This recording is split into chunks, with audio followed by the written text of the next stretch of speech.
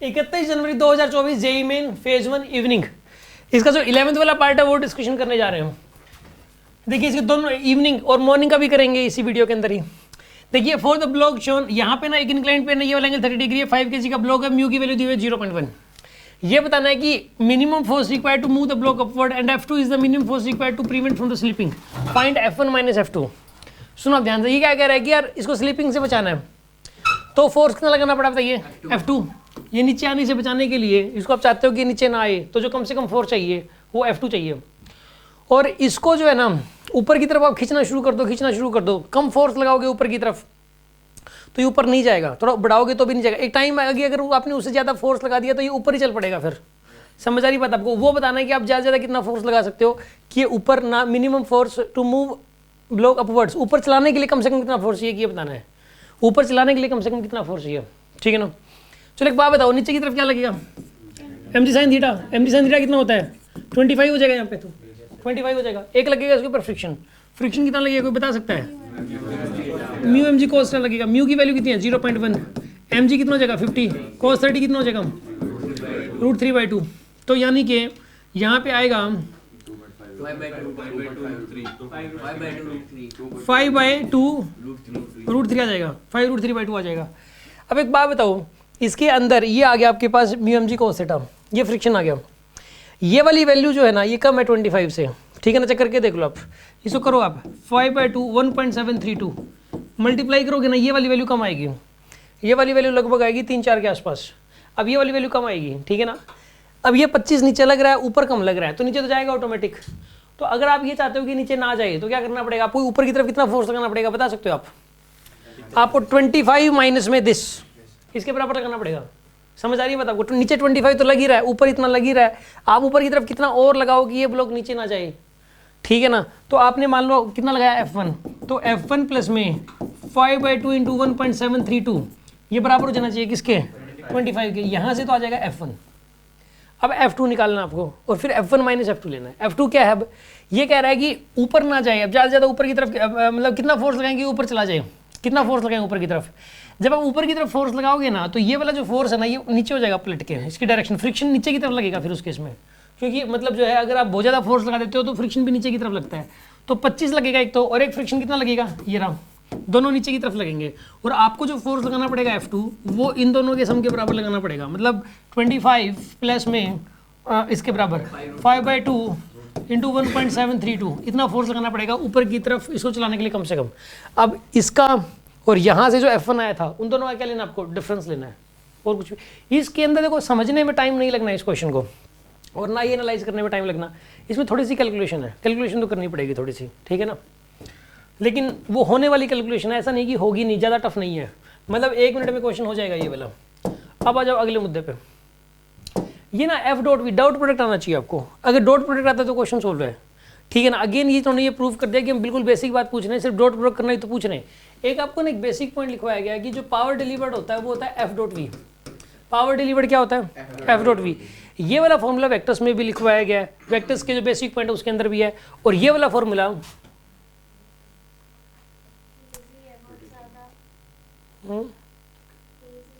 कोई बात नहीं, ये वाला जो फॉर्मूला है एक तो वेक्टर्स के बेसिक पॉइंट में भी लिखवाया गया, और दूसरा बताइए ये जो है ना वर्क एनर्जी एंड पावर उसके बेसिक पॉइंट्स में भी लिखवाया गया ये वाला फॉर्मूला F.V। अब ये तो फोर्स है और ये क्या है वेलोसिटी, इनका क्या लेना आपको? Dot product. डॉट प्रोडक्ट कैसे लेते हैं? इसको इससे मल्टीप्लाई कर दो, कितना आएगा 18t⁴, फिर इसको इससे मल्टीप्लाई कर दो, कितना आएगा माइनस का 18t², ठीक है ना? ये पावर आ जाएगी, इसके अंदर टी की वैल्यू 2 डाल दो, टी की वैल्यू 2 डालते ही आंसर आ जाएगा 216 वोल्ट आ जाएगा। टी की वैल्यू 2 डाल दो, इसमें वही कर रखा है, टी की वैल्यू 2 डाल रखी, आंसर आ जाएगा। अगेन 20 सेकंड का क्वेश्चन है, ठीक है ना? बस ये फॉर्मूला पता होना चाहिए कि पावर क्या होता है, F.V होता है पावर, बस ये बात पता होनी चाहिए, ठीक है? अब आ जाओ जी अगली बात। ये क्वेश्चन अगेन डीपीपी का सेम, बिल्कुल सेम है, कोई डिफरेंस नहीं है। यहाँ पे E = a - x²/bt। ये अगर आप मतलब ये मुझे याद इसलिए क्योंकि अभी बुकलेट बनाई थी, डीपीपी के क्वेश्चन बुकलेट के अंदर डाले थे, तो उससे पता है कि ये वाला क्वेश्चन शायद नीचे से जो सेकंड डीपीपी है उसके 4-5 क्वेश्चन छोड़ के ये वाला क्वेश्चन दे रखा है सेम बिल्कुल। इसके अंदर जो है ना आपसे डायमेंशन पूछी गई थी, E is the energy, X is the displacement, T is the time. Dimension of AB बताना आपको इसमें, ठीक है ना? इसके अंदर एक बात बताओ आप, यहाँ पे जो एक्स स्क्वायर की डायमेंशन वही एक ही हो जाएगी, यस सर। क्योंकि दोनों को सब्ट्रैक्ट कर रखा है, सेम डायमेंशन वाली चीज़ों को सब्ट्रैक्ट या ऐड कर सकते हैं, ठीक है ना। तो जो एक्स स्क्वायर ए की क्या हो जाएगी बताइए, एल स्क्वायर हो जाएगी। अच्छा अब सुनो, एनर्जी हो जाएगा यहाँ पे ऊपर डायमेंशन क्या होगी पूरे की, एल स्क्वायर अपॉन में बी टी, बी इंटू में टी, टी की डायमेंशन टी हो जाएगी। एनर्जी की ओर पुट कर दो, एनर्जी की याद ही कर रखिए ml2 t-2 अपॉन में बी टी। इसको सोल्व कर लो, टी की डायमेंशन आ जाएगी आपके पास, बी की आ जाएगी, बी की, और फिर ए की भी और बी की भी, उन दोनों को मल्टीप्लाई कर देना, आंसर आ जाएगा आपके पास। सिंपल है यार ये क्वेश्चन। अगेन डायमेंशंस का एक बहुत ही बेसिक क्वेश्चन इन्होंने पूछ लिया फिर से, ठीक है ना। डायमेंशंस का एक बेसिक क्वेश्चन है। अब सुनो, ये 12th का एक बेसिक क्वेश्चन है। जैसे ही पोलराइजेशन पढ़ाया जाता है तो बिल्कुल शुरू में ही ये बात बताई जाती है, ठीक है ना। ये देखते ही होने वाला 10 सेकंड का क्वेश्चन है, आपको अभी कोई बेनिफिट नहीं है समझाने का, लेकिन विद इन 10 सेकंड से क्वेश्चन हो जाएगा। अब ये वाला क्वेश्चन अगेन, मतलब यार रियली कितना इजी क्वेश्चन है। मतलब जैसे इसके अंदर एक सॉलिड, क्या कौन से स्फीयर है, दो सॉलिड स्फीयर है, मास कितना दोनों का 2 kg, इसका मास भी कितना है 2 kg, और इसका मास भी कितना है 2 kg। रेडियस कितना कितना है दोनों का 75 and 75। Moment of inertia of the system about the given axis, इस एक्सिस के अबाउट मोमेंट ऑफ इनर्शिया बताना है आपको। मोमेंट ऑफ इनर्शिया के फॉर्मूले सारे याद करवाए गए थे, ठीक है ना। 12-13 फॉर्मूले थे, सारे टिप्स पे करने थे याद, ठीक है ना। उसमें एक सॉलिड स्फीयर का था। सॉलिड स्फीयर क्या होता है, 2/5 mr² होता है। अब एक बात बताइए, अगर ये सॉलिड स्फीयर है, इसका 2/5, अब इस एक्सिस के अबाउट बताना है, इस सॉलिड स्फीयर का parallel axis theorem, parallel axis theorem है, ठीक है ना। पैरेलल एक्सिस थ्योरम क्या आ जाएगा बताइए इसका, 2/5 mr² प्लस में mr², ये आ जाएगा किसी एक स्फीयर का। दूसरे स्फीयर का भी इतना ही होगा, दूसरे स्फीयर का भी इतना होगा, मल्टीप्लाई बाय 2, सोल्व कर लो, आंसर आ जाएगा। वही कर रखा है इसने, 2/5 mr² प्लस mr² इंटू 2 कर दिया, बस आ जाएगा आंसर। अब परपेंडिकुलर थ्योरम का क्वेश्चन कल आ जाए, आज पैरेलल का दे दिया इन्होंने, कल परपेंडिकुलर का दे देगा, कोई बड़ी बात नहीं है। अब सुनो अगली बात, ये वाला क्वेश्चन है, if the current through an incandescent bulb is 20%, how much change will be there in the illumination. 12th का क्वेश्चन है, I² से तुरंत हो जाएगा ये वाला क्वेश्चन। आई में देख लो कितना परसेंटेज चेंज दे ही रखा आई में, तो पावर आ जाएगी, I² फॉर्मूला होता है उससे हो जाएगा। 12th का क्वेश्चन है ये वाला, ठीक है, मतलब 10 सेकंड का क्वेश्चन है ये वाला। अब देखो ऑक्सीजन की RMS ऑक्सीजन की स्पीड ऑफ साउंड पूछी है ऑक्सीजन की STP के ऊपर। वैसे तुम्हें पता है यार STP पे 330 होती है, 333 यूज नहीं करते, 332, 332 मीटर। साउंड की स्पीड कितनी होती है हवा में, 332 क्या 43, ये कौन कह रहा है 343, वो तो लाइट की स्पीड है, 3 लाख तो लाइट की स्पीड है। साउंड की स्पीड 332 मीटर पर सेकंड होती है, जनरल नॉलेज में बचपन से पढ़ते आ रहे हैं। आप नहीं पढ़ते आ रहे क्या, नेट पे डालो speed of sound in air. तुम कैसे हो यार, यही नहीं पता तो speed of sound in air. अरे अंग्रेजी स्कूल में पढ़े हो आप, समझिए मैं क्या रहा है, रुको यार, speed of sound in air. अबे 343 कहाँ से आ गया यार ये,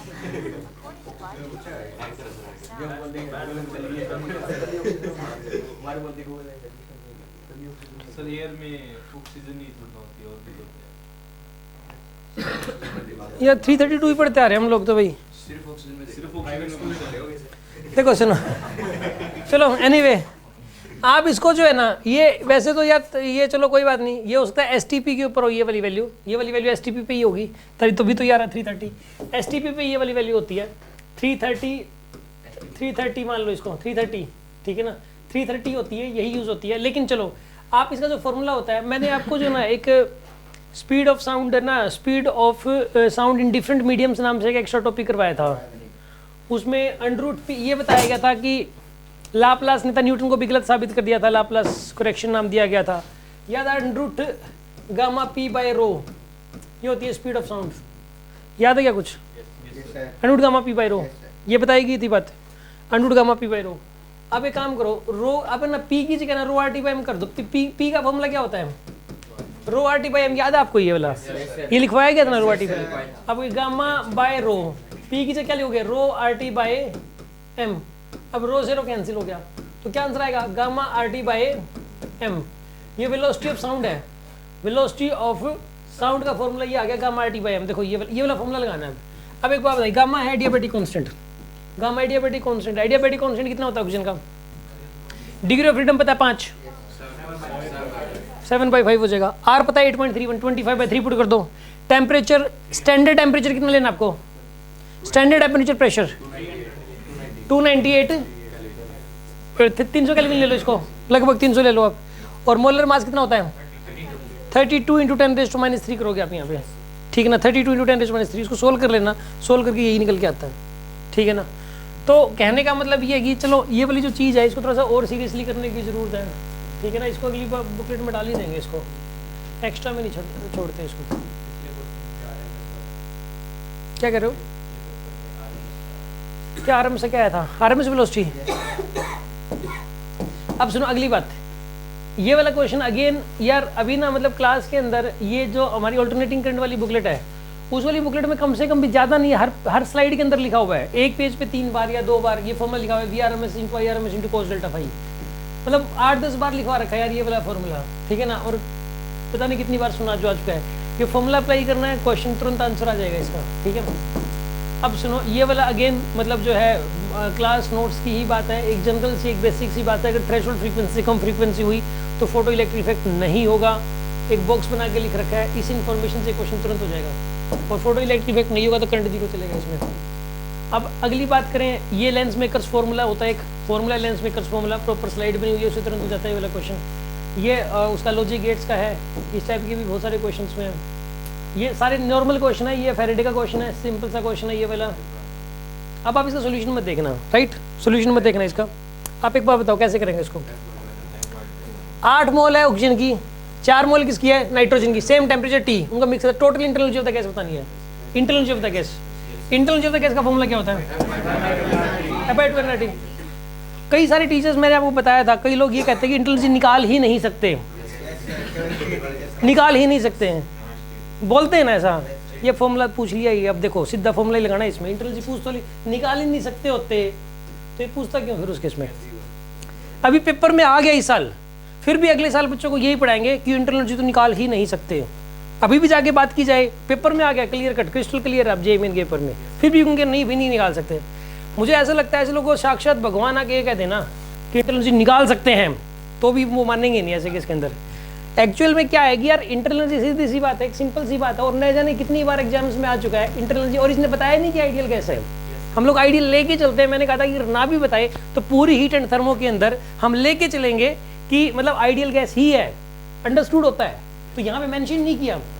ये वाला क्वेश्चन सेम बुकलेट के अंदर है, F/2 सेम, मतलब इसमें 2 गैस दे दिया, F/2 nRT plus F/2 nRT, 2 बार लगाओगे आप इसके अंदर, क्वेश्चन सोल्व हो जाएगा इसके अंदर।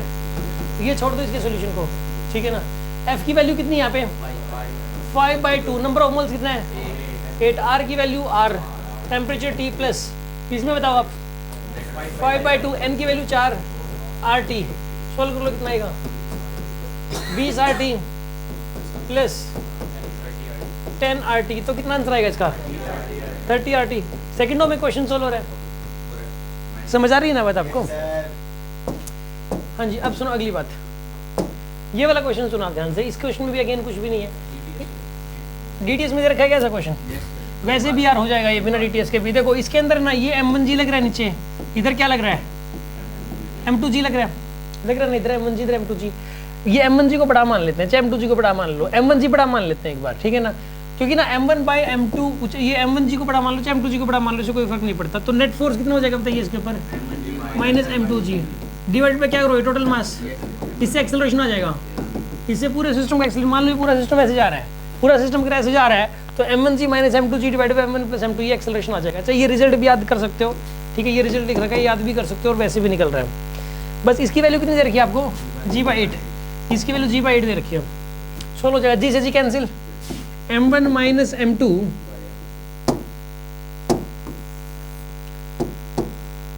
M1 - M2 डिवाइड बाई में M1 + M2 की वैल्यू कितनी हो जाएगी यहाँ पे? 1/8 हो जाएगी, 1/8, और सोल्व कर लो आंसर आ जाएगा। कैलकुलेशन करके आंसर आ जाएगा 9/7। आसान क्वेश्चन था ये वाला। अब सुनो, ये ना इलेक्ट्रोस्टैटिक्स का आसान सा क्वेश्चन है, जो कूलम्ब स्लो है, सिर्फ कूलम्ब स्लो लगाना है कूलम्स लॉ लगाते ही क्वेश्चन सोल्व है ये वाला, ठीक है ना। यानी कि एक बहुत ही इजी क्वेश्चन, 12th के क्वेश्चन तो और भी आसान है, मतलब 11th वालों से भी आसान है 12th के क्वेश्चन। अब सुनो ये वाला क्वेश्चन है, देखो आप, एक फॉर्मूला आपको बताया गया था, एक तो वेक्टर ए है और दूसरा बी वेक्टर मान लो बी है चाहिए, तो इनका रिजल्टेंट निकालने का फॉर्मूला क्या होता है? पूरे का अंडर रूट, ये होता है ना, square plus B square plus 2ab पूरे का अंडर रूट, बस वही लगाना है, नथिंग एल्स, और कुछ भी नहीं करना आपको, ठीक है ना। इसके अंदर सुना आप, ए स्क्वायर, ये ए और बी को सेम दे दिया इसने, तो a square plus 2aa cos theta पूरे का अंडर रूट, ठीक है ना। यहाँ पे क्या आएगा, ये 2a square plus 2a square कोस थीटा पूरे का अंडर रूट, तो 2a स्क्वायर को बाहर ले लो, इसमें अंदर क्या बचेगा 1 प्लस में कोस थीटा पूरे का अंडर रूट, तो ये बाहर आ जाएगा 2a अंडर रूट 1 प्लस में cos theta root 2a into 1 plus cos theta. ये 1 प्लस कोस थीटा को लिख सकते हैं 2 कोस स्क्वायर थीटा बाई 2, ये क्लास में बताया भी है। हाँ जी, 2 का स्क्वायर क्यों आएगा? चाहते क्या हो आप? ये कौन से स्टेप की बात कर रहे हो? पहले में दूसरे स्टेप की बात कर रहे हो? ये ए स्क्वायर प्लस ए स्क्वायर क्या होता है? ए स्क्वायर प्लस ए स्क्वायर, तो 2a स्क्वायर ही तो लिखा है, क्यों आना चाहिए यहाँ पे? ये इनको जोड़ के तो ए स्क्वायर और ए स्क्वायर तो जोड़ क्या है, ए स्क्वायर प्लस ए स्क्वायर को क्या लिखूं मैं? 2a का होल स्क्वायर लिखूं?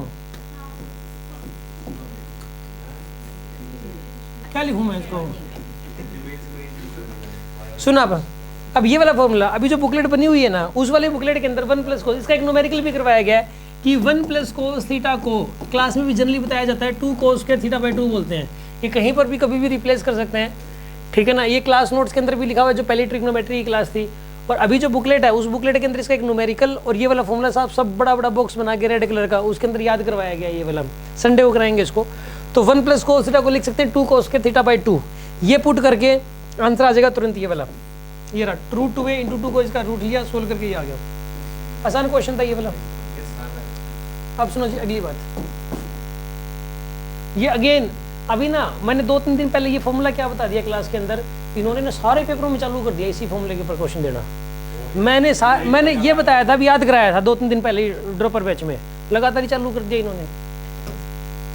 अब ये वाला क्वेश्चन सुनो आप, इसमें आपको बताना है कि एक काम करो आप, अल्फा की value period of the oscillation time period दिया हुआ है, आप एक काम करो, क्या ऐसा के इफेक्टिव बता सकते हो? के इफेक्टिव पूरे सिस्टम का बताओ, कैसे बताऊँ मैं? के इफेक्टिव बताओ कैसे बताऊँ? ये के और के किसमें है? पैरेलल में क्या हो जाएगा? 2k। अब वो जो 2k है और ये k किसमें हो जाएगा? सीरीज में हो जाएगा ना। तो 2k और k किसमें? सीरीज में है।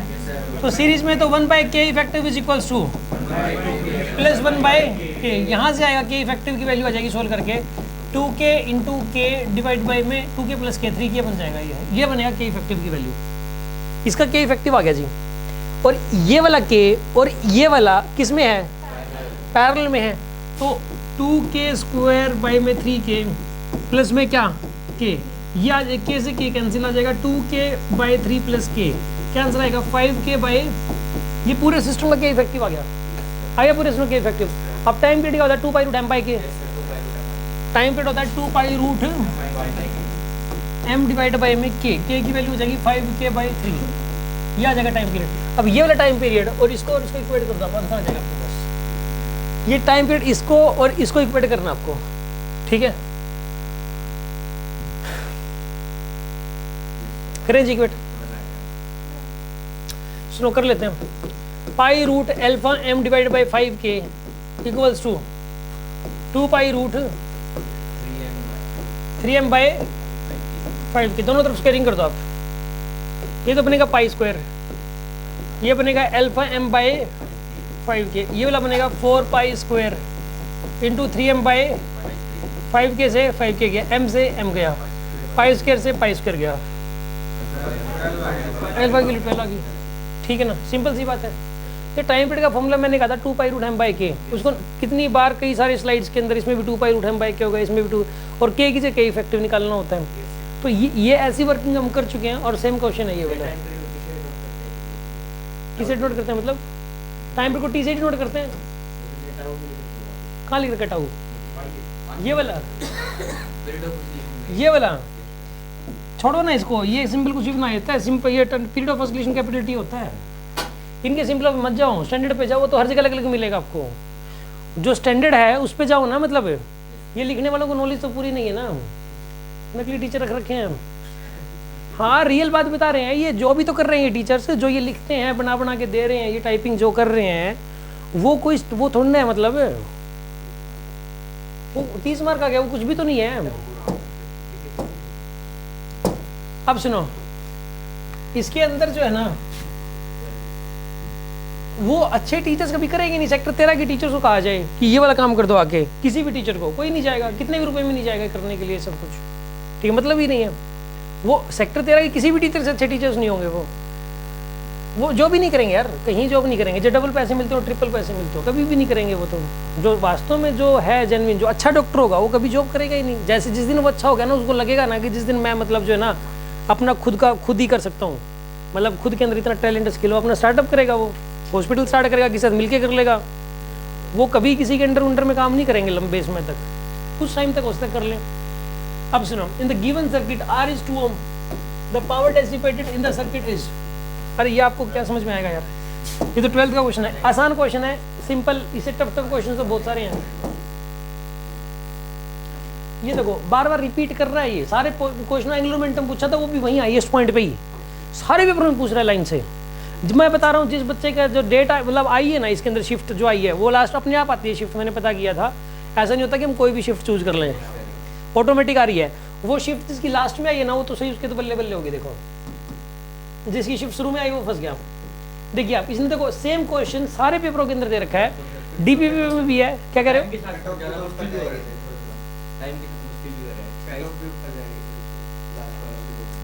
हर पेपर की अलग अलग कट ऑफ थोड़ा निकलती है, हर पेपर की अलग अलग निकलेगी।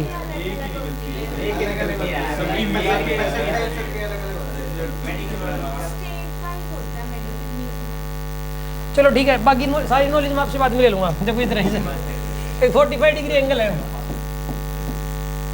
ठीक है। Angular momentum of the body, projection of the body is highest point is find x. इस बॉडी को कितने से लॉन्च किया? A body of mass m is projected with speed u। Speed क्या है इसकी बताइए? एंगल कितना है इसका? 45 डिग्री। जब यहाँ पर है तो इसका एंगुलर मोमेंटम बताना है, इसके अबाउट इसका एंगुलर मोमेंटम बताना है। जब गोल यहाँ पे थी, और ये टफ कहाँ होता जा रहा है? आसान ही क्वेश्चन होता जा रहा है। पेपर तो टफ नहीं हो रहा, ये तो आसान है, बल्कि मतलब बाकी पेपरों से तो आसान लग रहा है मुझे तो ये पेपर। इसके अंदर सुनो आप, ये वाला कंपोनेंट कितना हो जाएगा इसका? u cos 45, यही हो जाएगा ना। ये वाली हाइट कितनी हो जाएगी यहाँ पे? u square sine square theta by 2g, u square sine square theta by 2g आ जाएगा आपके पास। अब MBR लगा तो क्या है एंगुलर मोमेंटम के लिए? एंगुलर मोमेंटम क्या होता है ये? मास तो m, वेलोसिटी कितनी है इसकी? u cos 45, और ये परपेंडिकुलर हाइट कितनी हो जाएगी यहाँ पे? u square by 2g into में 1/2, ये एंगुलर मोमेंटम है। इसको इससे इक्वेट कर दो आप, आंसर आ जाएगा आपके पास, ठीक है ना। इसको इससे इक्वेट कर दो, x की वैल्यू आ जाएगी आपके पास। सिंपल सा क्वेश्चन है, ठीक है ना। अब सुनो अगली बात, देखो वही वाला क्वेश्चन आ गया फिर से। एसके वेलोसिटी ऑफ फॉर्मूला क्या था बताइए आप? एसके वेलोसिटी ऑफ फॉर्मूला क्या था? √2 ही था ना। एक बात बताओ, ये ना सरफेस पर नहीं कहीं दे रखा तो सरफेस में निकालते हैं। Mass of the moon is 1/81 time the speed of mass of planet. Mass इसे क्या पुट करोगे आप? m/81 ना, m/81। और रेडियस क्या पुट करोगे? 1 पूरे का √। इसके एस्केप स्पीड का रेशियो बताना है। The ratio of the escape speed from the planet to the escape speed from the moon, इन दोनों का रेशियो लेना आपको। आ जाएगा ना आंसर? सोल्व कर लो यार, 3 आंसर आ जाएगा। कितनी देर का क्वेश्चन है ये वाला? 20 सेकंड का क्वेश्चन है। अगेन इसमें कुछ नहीं यार, एक फॉर्मूला बताया था, r = r0 a की पावर 1/3। रदरफोर्ड ने ये बताया था, r = r0 a की पावर 1/3 एक फॉर्मूला बताया गया था, ठीक है। इस r0 की वैल्यू कोई आज तक नहीं बता पाया हम, ठीक है ना। तो ये फॉर्मूला बताया जाता है, बस क्वेश्चन तो सोल्व हो जाता है इससे, ठीक है ना। अगेन ये वाला क्वेश्चन जो है ना एरर का क्वेश्चन है, ठीक है ना। ये क्वेश्चन भी अगेन डीपीपी के अंदर ऐसा सेम क्वेश्चन है। एक बार बताओ, टाइम पीरियड का फॉर्मूला क्या होता है? 2π√L/g होता है, सिंपल पेंडुलम का L/g होता है ना। तो t² की वैल्यू कितनी हो जाएगी? 4π² L/g। g की वैल्यू कितनी हो जाएगी बताइए? 4 पाई स्क्वायर एल बाई में टी स्क्वायर हो जाएगी।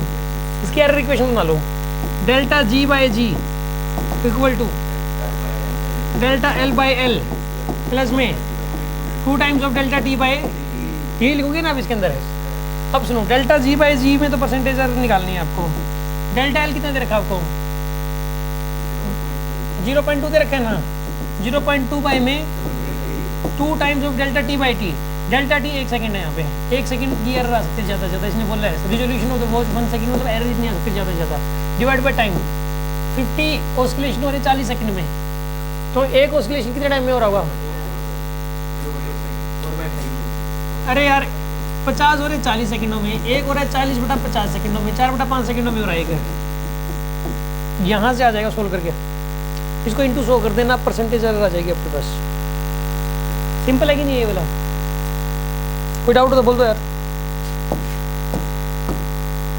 ये पेपर तो हो गया खत्म। अब आ जाओ अगला पेपर, नेक्स्ट पेपर।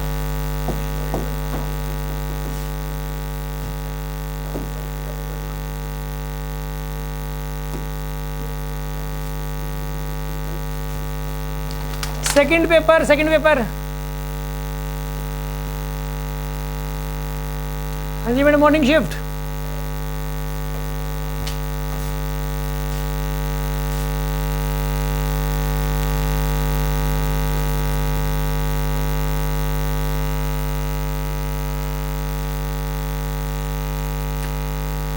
इजी था आई थिंक ये पूरा पेपर ही है ना। कितनी देरी सोल्व करने में लगेगी इसको?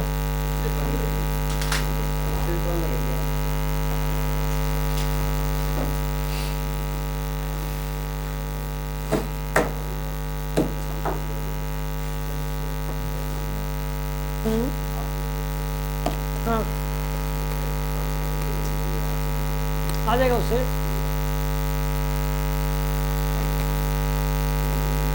इक्वेशन मैंने भी यही बनाई थी सेम। रुको, पहले मैंने सेम 0.2 बाई 20 बनाई मैंने, 2 टाइम्स ऑफ 1 बाई 40 लिखा, 1 बाई, अच्छा 50 ऑस्किलेशंस का लिख दिया इसने 40 सेकंड्स। ए पेंडुलम कंप्लीट्स 50 ऑस्किलेशंस इन 40 सेकंड्स। 50 ऑस्किलेशन कंप्लीट करेंगे इसमें, लेकिन तो टाइम पीरियड होता है 1 ऑस्किलेशन। क्या कह रहे हो?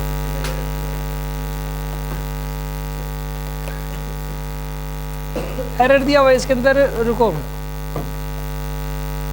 50 ऑस्किलेशन का एरर दिया हुआ है ये, तो एक ऑस्किलेशन का एरर कितना हो जाएगा? 1/40 हो जाएगा।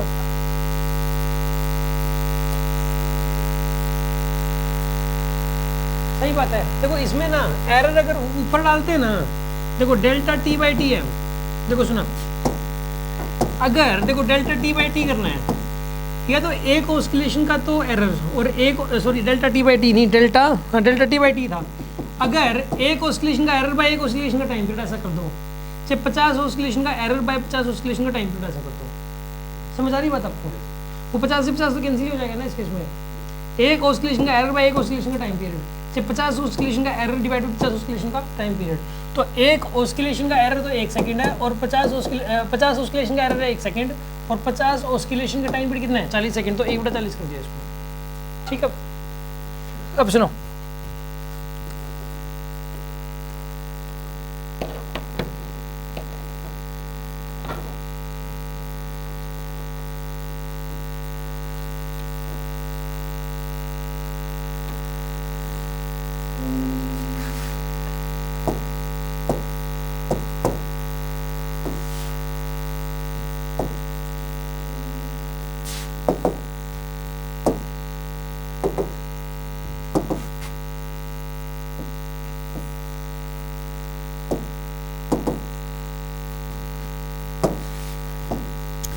एक जो है ना, मतलब हमेशा ना ये अपने रूल को नहीं तोड़ रहे। जैसे कि लॉजिक गेट एक टॉपिक आता है, लॉजिक गेट्स 12th में, ये वाला टॉपिक आधे घंटे में खत्म हो जाता है। मैं हमेशा ये कहता हूँ कि ये टॉपिक आधे घंटे में खत्म हो जाता है, और कोई साल ऐसा नहीं गया पिछले 20-30 सालों में कि इसका क्वेश्चन आया ना हो, कभी नहीं गया ऐसा। और ये अपने उसी बात पे अड़े हुए हैं, लगातार दे ही रहे हैं ये। और ये क्वेश्चन इस टाइप का आपको हर सेट में देखने को मिलेगा, और विद इन मतलब 15 सेकंड्स 20 सेकंड से क्वेश्चन हो जाएगा, और इसको पढ़ने में देर लगती है आधे घंटे से 45 मिनट, बस पूरा चैप्टर समझने में, टॉपिक समझने में, ठीक है ना। और ऐसे ऐसे कई टॉपिक हैं, ऐसे ऐसे मैं बताऊँ बात, 60 टॉपिक्स हैं, बस 60 टॉपिक ऐसे हैं, और वो सारे टॉपिक 1-1 घंटे के हैं, 11th-12th मिला के। मैं कहता हूँ बच्चा अगर वो भी कर ले जाए ना, मतलब तो भी उसका ना 80-75% पेपर तो ठीक मिलेगा पक्का, 75% पेपर। वो 60 टॉपिक्स में एक तो जैसे मोमेंट ऑफ इनर्शिया है, ये एरर का टॉपिक है, ठीक है ना। और आपके अगर हम लोग बात करें एरर इक्वेशन होगी, यूनिट डायमेंशन होगी, ये 1 घंटे के टॉपिक हैं, ठीक है ना। ठीक है, एंगुलर मोमेंटम का क्वेश्चन बाय द वे तेरा जरूरी नहीं आता है, ठीक है। टॉर्क का क्वेश्चन आता है, अक्सर टॉर्क का क्वेश्चन आता है।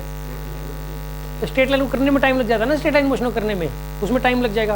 पहले आता था कार्नोट हीट इंजन का आता था, ठीक है ना। रेफ्रिजरेटर का फिक्स आता ही आता था, कन्फर्म आता ही आता था, रेफ्रिजरेटर का और कार्नोट हीट इंजन का, इन दोनों में से, ठीक है। और शेड्यूल देखना पड़ेगा, हीट एंड थर्मो में ये जो KTG के ऊपर एक क्वेश्चन आ जाता है, ठीक है। और ऐसे ना मैंने वो बना रखी, लिस्ट बना रखी है उसकी, सर्कल जो पुराने वाले शेड्यूल था उसमें सर्कल बना रखे थे, कैपलर्स लॉज के क्वेश्चन आने की पूरी संभावना है। ये वो हैं 60 टॉपिक में से, मतलब आपके मतलब अगर मेडिकल का बच्चा है तो 35 क्वेश्चन आगे, नॉन मेडिकल का बच्चा है तो 20 क्वेश्चन आगे, 60 टॉपिकों में से, तो एक आधे टॉपिक में से आएगा भी नहीं, है ना। लेकिन स्टूडेंट करके जाए तब ना उनको। ये देखो लॉज ऑफ मोशन का जो ये वाला क्वेश्चन है, लॉज ऑफ मोशन का ये वाला क्वेश्चन है, ये वाला क्वेश्चन जो है ना एकदम बेहद आसान क्वेश्चन है यार। एक बात बताओ आप, a block of mass m 10 kg है, ये वाला 10 kg है। कितना मास है इसका? इधर क्या लगेगा mg sin थीटा, sin 53 पता है ना आपको कितना होता है? 4/5 होता है। तो यहाँ पे 100 इंटू में 4/5 कितना आएगा? 80 न्यूटन। कितना लगेगा इधर? 80 न्यूटन लगेगा इधर।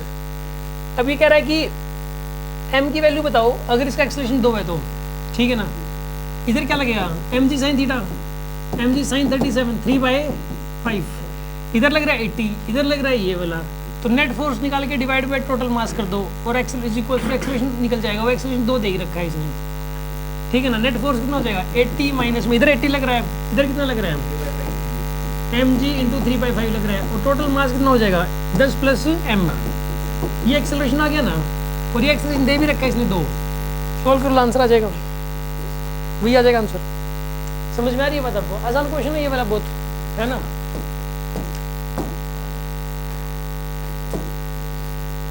ये उसका है rho L Y, R equals rho L Y एक फॉर्मूला है, रेड बॉक्स के अंदर हमेशा हम बंद करते हैं। उसकी एरर इक्वेशन है और उसे तुरंत क्वेश्चन सॉल्व हो जाएगा। एरर इक्वेशन का ये है, करवा देता हूँ आपको, समझ में आ जाएगा आपको। If the percentage error in the measuring the length and the diameter of the wire is 0.1%, then the percentage error of the resistance of the wire। यार R इज इक्वल्स टू क्या होता है? रो एल बाई होता है, ये 12th में बताया जाता है formula. R equals rho L by होता है लेंथ में और डायमीटर में। एक काम करो, इसको एरिया को क्या लिखते हो? Pi r square, pi r square लिख सकते हो ना। तो रो एल बाई आर को लिख सकते हो d/2, डायमीटर डिवाइड बाई 2, तो डायमीटर का स्क्वायर डिवाइड बाई 4 हो जाएगा ये, ठीक है। तो डायमीटर की टर्म्स में रेजिस्टेंस हो गया, एल और डी की टर्म्स में आ गया ये वाला फॉर्मूला। बस इतना ही करना था आपको। अब आगे क्वेश्चन आसान है ये। रो 4 ऊपर चला गया, ये पाई है एल बाई में डी स्क्वायर। तो आर जो है ना डायरेक्टली प्रोपोर्शनल टू एल है, R inversely proportional to D square है। तो ये इक्वेशन बन गया, इक्वेशन बन जाएगी ना ये इक्वेशन। इसमें वैल्यूज पुट करनी है, क्वेश्चन आज सोल्व हो जाएगा, ठीक है ना। दोनों में 1% है, तो 0.1% इसमें और 0.1 इसमें है, तो इंटू 2 तो 0.3% बन जाएगा। सिंपल सा क्वेश्चन था। आपको बस ये फॉर्मूला पता होना चाहिए, एरर इक्वेशन बनानी आनी चाहिए, ठीक है। अब ये वाला क्वेश्चन है, चलो आप मुझे एक बात बताओ। एक पॉइंट मास है, ठीक है ना, ये 2 मासेज है, अगर ये एक दूसरे पर कितना ग्रेविटेशनल फोर्स लगाते हैं? Gm1m2/r²। बस ये फॉर्मूला अगर पता है तो क्वेश्चन सोल्व हो जाएगा, ठीक है ना। इसके अंदर क्या बोला गया है कि ये गैप कितना ए का, ए का गैप है सबके बीच में। इस मास के ऊपर नेट फोर्स बताना कितना लगेगा? ये 4 मासेज हैं, इन तीनों की वजह से इस पे नेट फोर्स बताना कितना लगेगा? इन तीनों की, ये m का मास, m का मास, m का मास, m का मास, इसके ऊपर नेट फोर्स बताना कितना लगेगा? ये डिस्टेंस ए और ए, इस मास की वजह से इधर लगेगा ना ग्रेविटेशन फोर्स, कितना लगेगा? ये Gm² बाय में, और इसकी वजह से इधर लगेगा, कितना लगेगा? ये भी जी एम स्क्वायर बाई में ए स्क्वायर, पर एक इसकी वजह से लगेगा, कितना लगेगा बताइए ये जी एम स्क्वायर बाई में रूट 2a का, ये लेंथ रूट 2 है ना। अब इनका रिजल्टेंट लेना है, तीनों का आंसर आ जाएगा, इन तीनों का रिजल्टेंट लेना आंसर आ जाएगा। इन दोनों का रिजल्टेंट कितना आएगा बताइए आप, root 2 times of G M by A square plus में जी एम स्क्वायर बाई में रूट 2a का होल स्क्वायर आ गया आपके पास, आंसर आ जाएगा इसको सॉल्व कर। हल्की सी कैलकुलेशन सी लग रही है इसमें, बट ये हो जाएगा तुरंत, कॉन्सेप्ट मैंने बता दिया इसका। ये सुना, ये टीवी ग्राफ है, आपको ये बोला गया है कि प्रेशर कौन सा ज़्यादा है, इस ग्राफ को देख के बताओ प्रेशर कौन सा ज़्यादा है। यार एक बात बताओ, पर्टिकुलर वॉल्यूम के ऊपर यहाँ प्रेशर है P1 और यहाँ प्रेशर क्या है यहाँ पे P2। सुनो आप ध्यान से, PV इक्वल्स टू क्या होता है nRT, वॉल्यूम तो दोनों के लिए सेम देख रहे हो आप, वॉल्यूम क्या देख रहे हो सेम।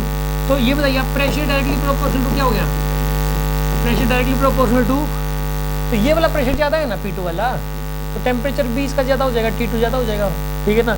इसका टेम्परेचर ज़्यादा है, इसका सॉरी इसका टेम्परेचर देखो ज़्यादा है, हाइट ज़्यादा है तो टेम्परेचर ज़्यादा है, इसका T2 ज़्यादा है तो P2 ज़्यादा हो जाएगा, टेम्परेचर कम है तो P1 कम हो जाएगा, तो P2 greater than P1 answer आएगा इसका, फर्स्ट ऑप्शन करेक्ट है, ठीक है ना।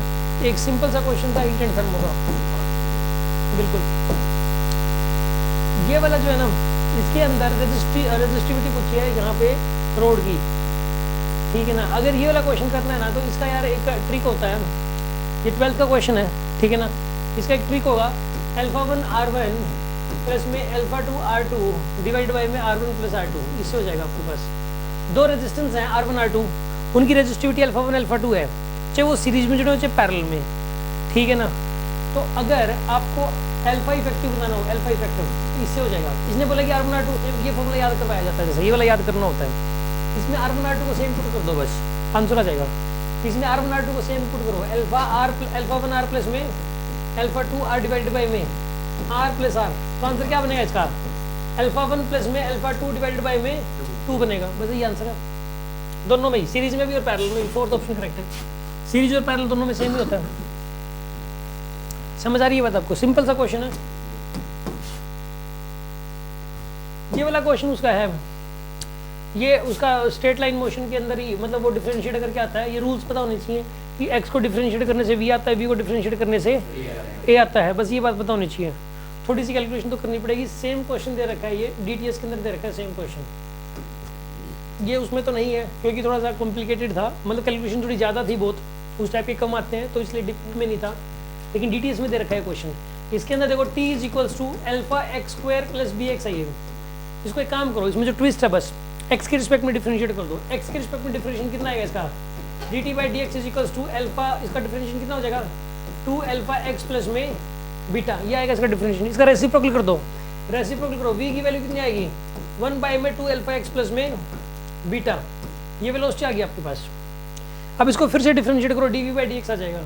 dv बाई dx की वैल्यू कितनी आएगी बताइए यहाँ पे, इसको डिफरेंशिएट करो आप। 1/x का डिफरेंशिएशन कितना होता है, -1/x² होता है। अभी उसके अंदर बुकलेट में, अब कॉपी में लिखवाया हुआ है मैंने कि 1/x का रूल बनवाया हुआ है कि 1/x का डिफरेंशिएशन कितना होता है, तो माइनस का 1 बाई में 2α(x प्लस में बीटा का होल स्क्वायर, ये आएगा आपके पास। और इंटू में चेन रूल लगेगा, इंटू 2α भी करोगे आप, ठीक है ना। v dv बाई dx कर दो, a क्या होता है बताइए v dv बाई dx, इसको और इसको मल्टीप्लाई कर दो, आंसर आ जाएगा। इसको और इसको मल्टीप्लाई करोगे तो ये निकल के आ गया। और इसके अंदर जो दिया हुआ था आपको कि v की वैल्यू दी थी ये वाली, तो ये 1/this जो आया है इसको v से रिप्लेस कर दिया तो v³ बन जाएगा इसके अंदर।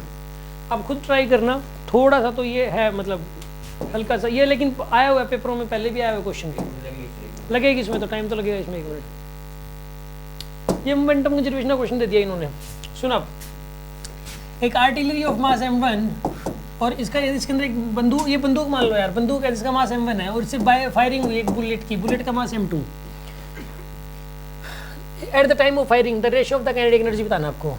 रेशियो ऑफ काइनेटिक एनर्जी क्या होगी। अब एक बात बताओ यार, एक बंदूक है ये वाली,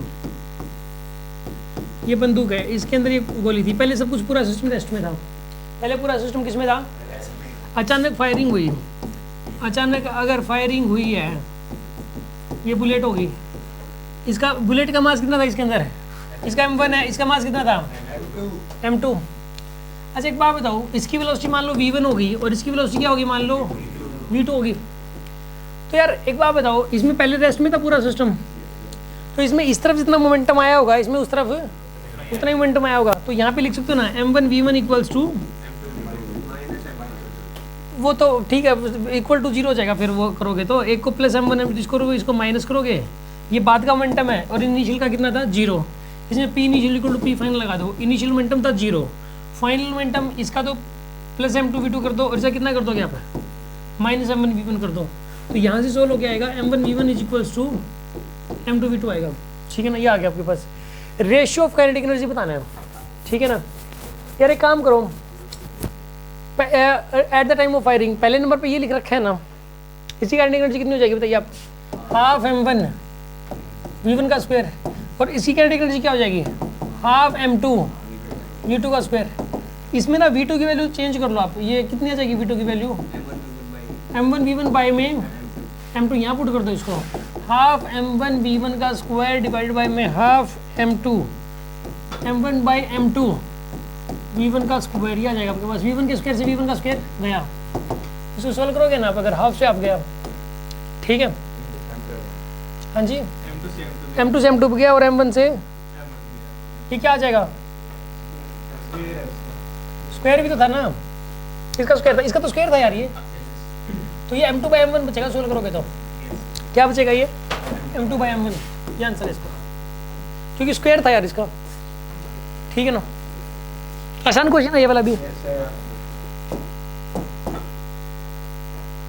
एक चीज बताओ इसके अंदर, जब आपको वो पढ़ाया गया था क्या बोलते हैं, ये वाला क्वेश्चन हमने बाय द वे टेस्ट में डाल रखा था, टेस्ट सीरीज जो अभी है ना ड्रॉपर की जो चल रही है, ठीक है ना, वो जो टेस्ट सीरीज बनाई है उसके दूसरे तीसरे टेस्ट में ये क्वेश्चन डाल रखा है कुछ क्वेश्चन, लेकिन ये आप खुद से भी कर सकते हो। एक बात बताइए आप, कुआं एक, इस कुएं के अंदर कुआं है, कुआं या ऊपर से एक ड्रॉप छोड़ी गई, वो एक बात बताइए, वो जो ड्रॉप आती है, मैंने क्वेश्चन आपसे पूछा था कि आप छत पे खड़े हो चाहे पार्किंग में खड़े हो, सेम स्पीड से टकराएंगे ना बर्फ के गोले, बताया गया था सेम स्पीड से टकराएंगे, क्यों होता है ऐसा, टर्मिनल वेलोसिटी अचीव कर लेता है, पहले उसकी स्पीड बढ़ती है और फिर उसके बाद पहले जो वेलोसिटी बढ़ती है ना, पहले तो बढ़ेगी और फिर उसके बाद कांस्टेंट हो जाएगी, यही था। तो वो velocity as a function of time पूछा इसने, कि एक बॉल को छोड़ दिया, ये ग्लिसरीन है, और ग्लिसरीन के अंदर से एक ऑब्जेक्ट को छोड़ दिया, तो इसकी स्पीड पहले बढ़ते बढ़ते मैक्सिमम हो जाएगी, को बढ़ती रहेगी, फिर उसके बाद क्या हो जाएगी कांस्टेंट, इसका ग्राफ पूछा है बस, ये सब नहीं करना यार। सुना आप, थर्ड है, इसके अंदर क्या आ रहा है, पहले कांस्टेंट है फिर घट रही है, गलत है, पहले तेजी से बढ़ रही है फिर घट रही है, ये भी गलत है, और इसमें बढ़ती ही जा रही है, गलत है, ये पहले बढ़ रही है फिर उसके बाद क्या हो रही है constant, third option correct, simple है यार। इसमें ये यार ये देखो कैसे क्या समझा रखा है मैथ्स लगा के, है ना, सिंपल कॉमन सेंस थी यार, जहाँ कॉमन सेंस है वहाँ पे आप क्यों पंगे कर रहे हो। ये क्वेश्चन एज इट इज दिया हुआ है, इस क्लास नोट्स के अंदर भी है, डीपीपी के अंदर भी एक ऐसा क्वेश्चन है कि f is equals to a x square plus b t की पावर 1/2 है, आपको dimension of b square by a बतानी है, पहले b और a की इंडिविजुअली निकाल लोगे डायमेंशन, इसकी डायमेंशन क्या हो जाएगी mlt minus 2, a x square की क्या आएगी बताइए, mlt इसकी और इसकी सेम होगी ना, और b t स्क्वायर की डायमेंशन क्या होगी mlt माइनस, यहाँ से a की आ जाएगी, अब यहाँ से b की आ जाएगी, इसमें पुट कर देना आंसर आ जाएगा आपके पास। डायमेंशन का बहुत सिंपलेस्ट क्वेश्चन है यार, ठीक है ना, डायमेंशन को पकड़ रखा भाई साहब ने एक, ठीक है ना। ये क्वेश्चन का ये ना इलेक्ट्रिक फील्ड की पहली क्लास के अंदर ही है, मतलब जो इलेक्ट्रोस्टैटिक्स की पहली जो बुकलेट है उस पहली बुकलेट के अंदर ये क्वेश्चन दे रखा है, ठीक है। अब सुनो, ये क्वेश्चन एक फॉर्मूला बताते हैं हम, इसके अंदर ये वाला फॉर्मूला नहीं करवाते ऐसे, इसको करवाते हैं n2 by n1 equals to, prism के 6 फॉर्मूले हैं, उसमें एक फॉर्मूला है n2 by n1 equals to sine of a plus delta minimum by 2 upon में साइन a बाई 2 अपॉन में साइन ऑफ a बाई 2। ये वाला जो क्वेश्चन है इसके ऊपर बेस पर इस फॉर्मूले को पकड़ रखा है इन्होंने, इस फॉर्मूले को लगा दो, कई सारे क्वेश्चन सोल्व हो जाते हैं इससे भी। ये लाइमन पामर सीरीज का एक आसान सा क्वेश्चन है, वो रिडबर्ग्स फॉर्मूला वाला क्वेश्चन है, ये रिडबर्ग्स फॉर्मूला पहले भी करवा चुके हैं, उसको लगा दो क्वेश्चन सोल्व हो जाएगा। ये वाला ये स्टॉपिंग पोटेंशियल का है, अगेन इजी क्वेश्चन है, ये फोटो इलेक्ट्रिक इफेक्ट में पढ़ाया जाता है। उसके बाद है जी इलेक्ट्रो में ये ई बाई ये एनर्जी डेंसिटी, ये भी 2 दिन पहले ही पढ़ाया था, ये एवरेज एनर्जी डेंसिटी बच्चों को फॉर्मूला याद कराया था ये वाला, उसके ऊपर बेस्ड क्वेश्चन लगातार आ रहा है इसके ऊपर। अब उसके बाद है जी ये वाला क्वेश्चन उसने कल पूछा था, उसने वो कल बता रहा था ना, मैंने पूछा था ना कल एक केस, मैंने बोला था कि एक बॉल को एच हाइट से छोड़ दिया तो रेफर कोफिशिएंट ई है तो कितनी हाइट तक ऊपर जाएगा ये, ई स्क्वायर एच ना, ये कल डिस्कस नहीं हुआ था, मैं कुछ और पूछ रहा था, ये बता रहा था, ठीक है ना। मैंने कहा था ये आगे आ जाएगा, ये चीज़ भी इंपॉर्टेंट है, ये चीज़ भी, और आई गई फिर आज। मैंने कल कहा था, कल जिस टाइम पेपर चल रहा था उस टाइम कहा था मैंने, और उसी टाइम पेपर चल रहा था और उसी टाइम आया हुआ था उस टाइम।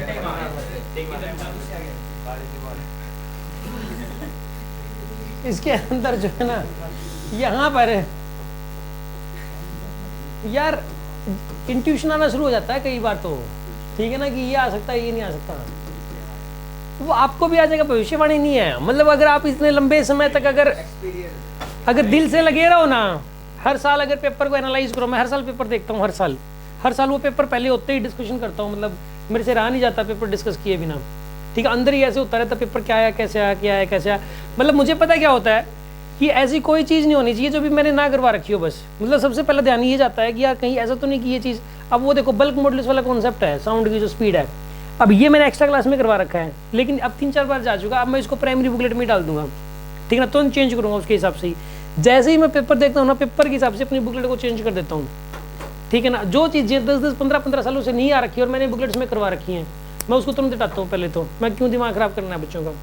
और जो चीज़ एग्जाम में बार बार पूछी जा रही है, तो ये देखते हैं कहीं ऐसा तो नहीं कि यार ये जो चीज़ है ये कहीं मतलब बच्चा करके ना आए, तो उसको मतलब प्रॉपर तरीके से कैसे बताएं, कैसे करें, और उसी क्वेश्चन ज़्यादा से ज़्यादा डीपी में डालने हैं, और टेस्ट के अंदर फिर वैसे क्वेश्चन होने चाहिए। तो इस तरीके का जो वर्कआउट है, क्लास के अलावा भी वर्कआउट करना पड़ता है यार। फिर 5-7 दिन की तो बात है, पूरे साल थोड़ने करना है, 5-7 दिन की बात है बस। अब देखो इसके अंदर क्या था, इस क्वेश्चन के अंदर a ball is drop from the height h height से छोड़ दिया, rebound up to a height h after colliding with horizontal, एक बार कोलिजन हुआ, द कोफिशिएंट ऑफ रेस्टिट्यूशन 1/2 दे दिया, तो कितनी हाइट तक ऊपर उठेगी बताइए आप? 1/2 का स्क्वायर इंटू में h/4 हाइट तक जाएगी ना ये। अरे पहले से कितनी ज़्यादा हाइट तक जाएगी, पहले h थी तो अब h/4, पहले h थी और अब कितनी जाएगी h/4, अब 4 ऊपर चला जाएगा, 4 आंसर आ जाएगा। सिंपल है यार। वेलोसिटी वाला क्वेश्चन भी पूछ सकता है, मैं बता दे रहा हूँ। वी नोट से टकराया, कोएफिशिएंट ऑफ रेस्टिट्यूशन ई है, टकराने के बाद कितनी स्पीड से ऊपर उठेगा, ई वी नोट। अब ये मत कहना कल के पेपर में ये मिलेगा, उसने मिल भी जाए वैसे तो कोई भरोसा नहीं। अगर वी नोट से बॉल टकराई तो एक कोलिजन के बाद कितनी स्पीड से ऊपर उठेगा वो, ई वी नोट की स्पीड से, और दोबारा कोलिजन हुआ तो e to the power 2 V naught से ऊपर उठेगी बॉल, ठीक है ना। ये क्वेश्चन अगेन क्लास में रेजिस्टेंस का है यार। सुनो ये देखो, रोटेशन का इतना आसान क्वेश्चन दे दिया इसने। एक यूनिफॉर्म डिस्क है, मास कितना है 50 किलो, एक डिस्क है भाई, मास कितना है इसका 50 किलो है मास, स्पीड कितनी है 0.4, स्पीड कितनी है इसकी 0.4, रोल कर रही है, क्या कर रही है बताइए, ओमेगा भी है इसके पास, ट्रांसलेशनल काइनेटिक एनर्जी भी है, रोटेशनल काइनेटिक एनर्जी दोनों है इसके पास। ये बताना है रोकने के लिए कितनी एनर्जी चाहिए, रोकने के लिए इसको कितनी एनर्जी चाहिए, जो इसके पास है उतनी खत्म करनी है बस, तो इसकी टोटल एनर्जी निकालनी है। कैसे निकालोगे इसकी total energy, plus half I omega square. मैंने बताया भी था कि ट्रांसलेशनल तो होती है हाफ एम वी स्क्वायर, और रोटेशनल की वजह से kinetic energy beta half M V square होती है। हाफ आई ओमेगा स्क्वायर से ये निकल के आता है, हाफ आई ओमेगा स्क्वायर को थोड़ा सिंप्लीफाई करोगे ये निकल के आएगा, ठीक है। 1 बीटा होता है ये। ट्रांसलेशन होती है half M V square, rotation होती है beta half M V square, ये बेसिक पॉइंट्स में लिखा हुआ है, ठीक है ना। तो आपको करना क्या था इसके अंदर बताइए, half M V square into में क्या बीटा प्लस में 1, सोल्व कर लो बस। मास दे रखा है 50 kg, वेलोसिटी दे रखी है 0.4, बीटा कितना होता है डिस्क का 1/2 और प्लस 1, सोल्व कर लो आंसर आ जाएगा आपके पास। क्वेश्चन कितनी देर का, 20 सेकंड का क्वेश्चन है यार ये, है ना।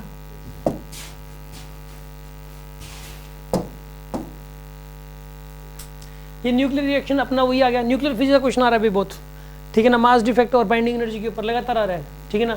मास डिफेक्ट और बाइंडिंग एनर्जी का जो क्वेश्चन है पहले भी आता था यार, इसका हमेशा ही आता रहा है वैसे तो। मास डिफेक्ट बाइंडिंग एनर्जी एक ऐसा टॉपिक है जो करना ही चाहिए, उसका क्वेश्चन एग्जाम के अंदर आता ही आता है।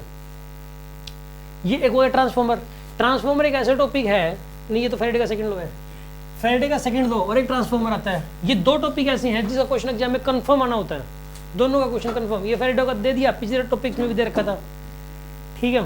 एक ही कैपेसिटेंस, 12th के अंदर ऐसे कुछ फिक्स टॉपिक है जिनमें से क्वेश्चन आना ही होता है। ये कैपेसिटेंस का क्वेश्चन है, पैरेलल प्लेट कैपेसिटर का, इसके अंदर इसका मैंने ट्रिक बता रखे हैं 2-3, वो ट्रिक लगा दो, मैं बता रहा हूँ क्वेश्चन सोल्व नहीं होना होता तुरंत 10 सेकंडों में क्वेश्चन सोल्व। जो क्वेश्चन बार बार आ रहे हैं ना तो उनकी तुम ट्रिक बना ही लेते हैं। देखो हो गया, खत्म।